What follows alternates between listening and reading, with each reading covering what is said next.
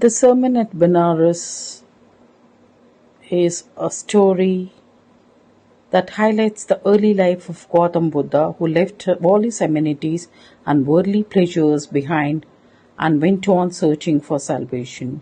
After 7 years of wandering here and there, he finally attained the enlightenment under the peepal tree at Bodh Gaya. After this, he delivered his first sermon at Benares, a city in Uttar Pradesh.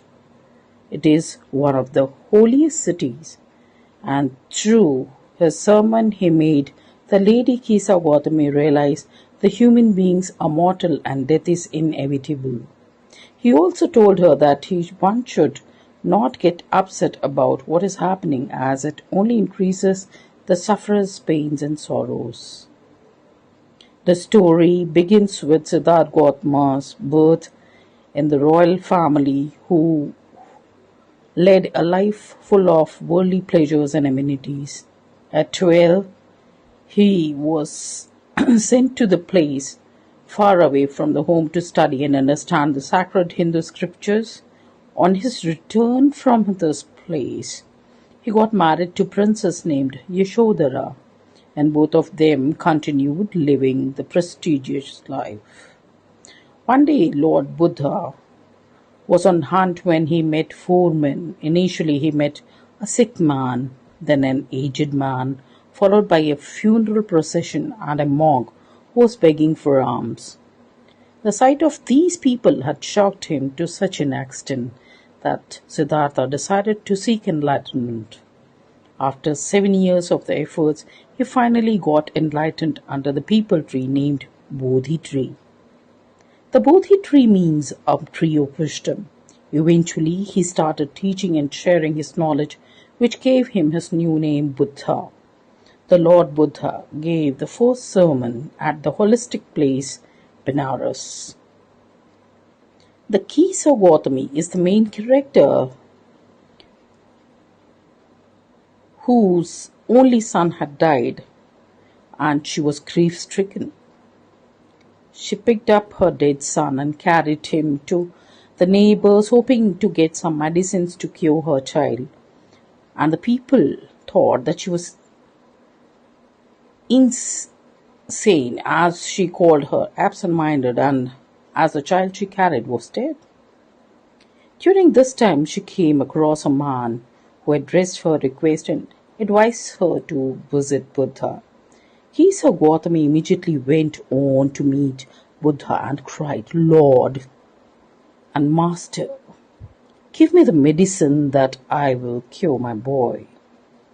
On this statement by the lady, Buddha asked her to get some mustard seeds for him, on the condition that the mustard seed should be brought from the house where not even a single person had lost a child, husband, parent, or even a friend. The poor lady accepted the condition and started her search for a house that fits right in the state.